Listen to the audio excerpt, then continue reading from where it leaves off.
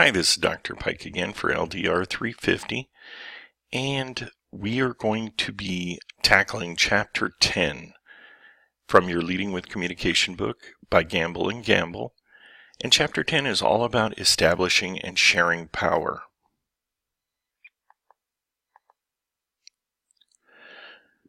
We begin by looking for power. Power, authority, and influence are related. Power and leadership appear to be interdependent. They work hand in hand. To the extent that followers are able to exert influence, they can also exert power. But what is power? Max Weber, in 1947, he was a sociologist, defined power as the probability that one actor within a social relationship will be in a position to carry out his or her will despite resistance. Power is the ability to get things done and harness resources to achieve a goal. Today, power is defined as the ability to influence others, to influence their thoughts, values, and their behavior. There can be no leadership without power because the leader's role is to persuade others to follow, so that together, leaders and followers can create and achieve shared goals.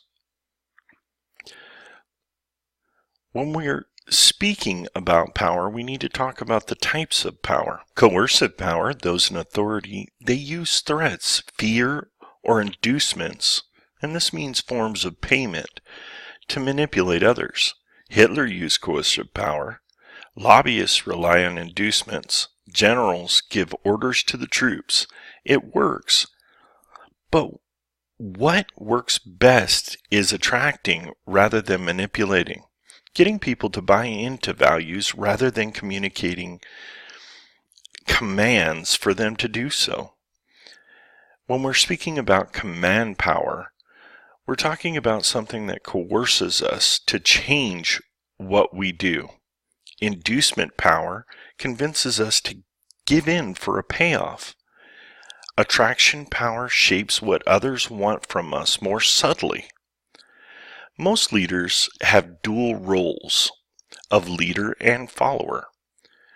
Richard Haas, another researcher, in 1999 compared this duality to a compass, where north represents those whom you work, south represents those who you work for, east represents your colleagues, those that work beside you, west represents those that are outside of your organization who have the potential to affect matters that affect you.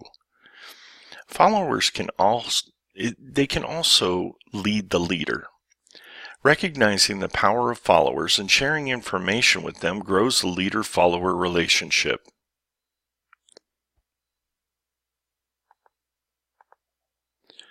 Where does power come from? Leaders do not have to have formal authority to exert power. French and Ravid, in 1959, conducted a study on the basis of social power.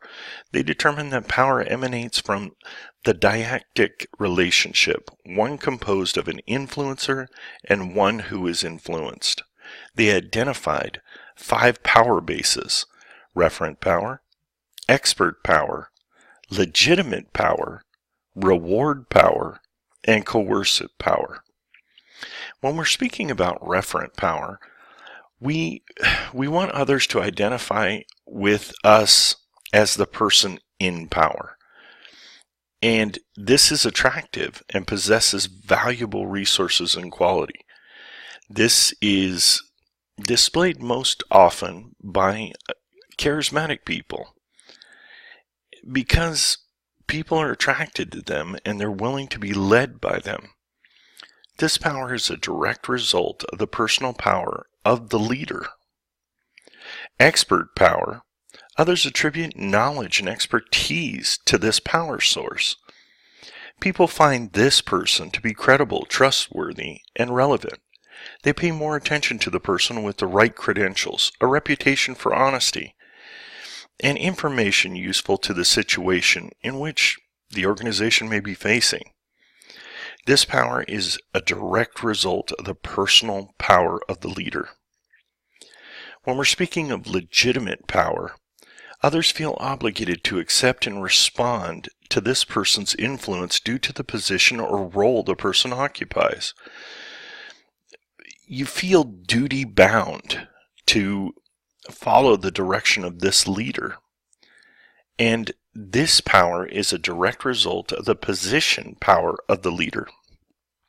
When we're speaking of reward power, it depends on the person in power having the ability and resources to dole out rewards, those inducements that we spoke about earlier, that people place value upon, such as granting favors, invest in them, or give other rewards, including social approval or praise.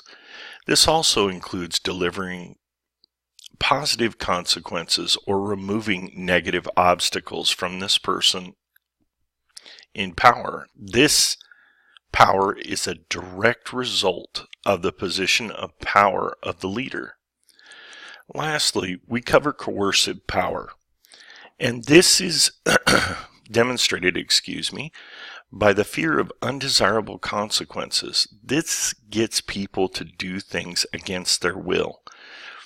The leader can inflict punishment and threaten others in order to get them to conform. Followers must believe that the leader will follow through on the threat. This power is a direct result of the position of the leader.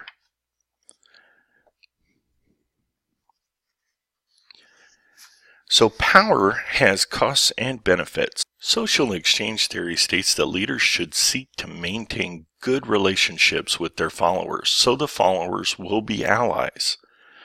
Leaders help foster good relations by using their reward power and their ability to share valuable resources, contributing to others and depending on them at the same time. It is a want to work with or for them. Resources and power go together. Leaders also should work on cultivating support by sharing credit, granting favors, and helping others feel needed and important. If a leader loses favor in the eyes of the followers can use coercive power to punish the leader. When deciding which form of power to use, you must weigh advantages versus drawbacks. Reward power tends to boost performance, but also increases costs. Legitimate power bows to the organizational hierarchy and is usually effective for eliciting obedience, but is likely to decrease both task performance and satisfaction.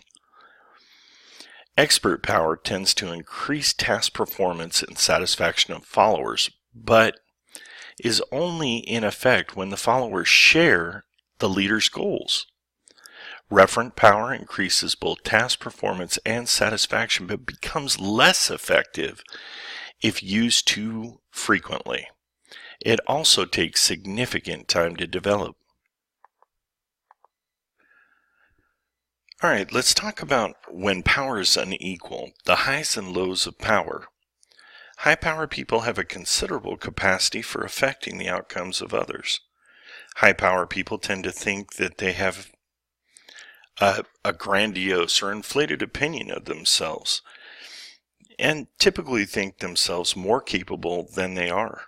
And also they do not have a clear understanding of how low power people perceive them. High power people believe that deference and reverence are due to them, like paying homage to them. High power people try to intimidate lower power people to maintain the status quo. And this is a protection mechanism to maintain their superior power. They treat others as incapable and helpless, and this is tantamount to them oppressing others and dominating others. Psychologist David McClellan determined that people with a high need for power can make effective leaders, with the caveat that they also must develop the ability to restrain that use of power.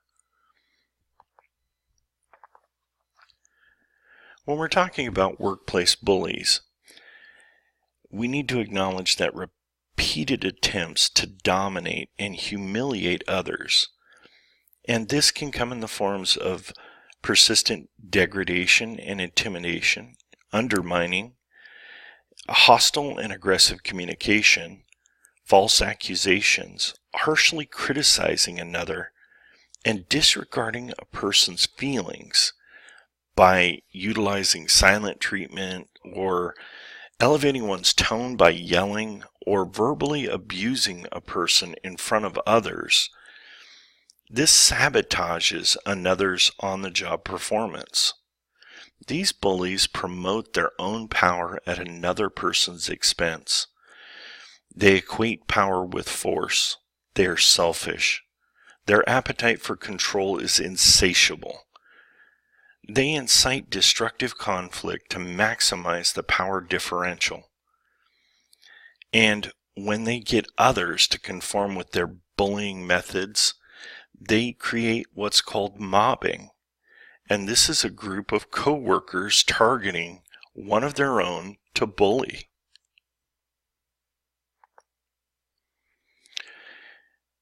Empowerment. Empowerment of followers enhances the leader's power while at the same time inhibits their ability to abuse their power.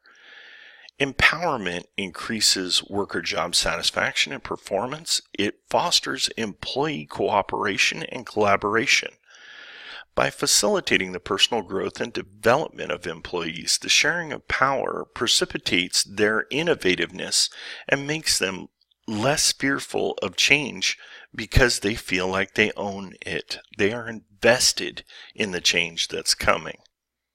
Henry Sims and Charles Manns in 2001 stated that leaders who empower others by helping them to lead themselves are super leaders that foster a climate conducive to independent thought action. Leaders that refuse to share power are those that expect others to absolutely obey their every command, as well as those that are so insecure that they feel that they have to keep all the power to maintain their position. In discussing self-leadership, followers learn to lead themselves independently of an authority. This is different from empowerment, as empowerment requires the leader to be the catalyst for this change. Self-leadership requires self-disciplined people. They must know when it is time to work and play, how to create an environment conducive to working, what is needed to produce the quality of work desired, and the key to all of this is to have passion for the work that you do. When we're speaking of goal-setting people, we know that projects and goals become easier when broken down into steps. We must know that each step should have a due date and a benchmark. Having the ability to have positive self-talk when faced with a bump in the road is essential. Being able to be one's support system is paramount. In self-monitoring and assessment, we know that these type of persons do not expect feedback from supervisors and they don't need it to succeed. They can assess their own actions and provide their own rewards, and they don't require others to tell them when they're succeeding. They don't need that pat on the back. That is the lecture for Chapter 10. I want to thank you for being with me through this, and we are now on to Chapter 11.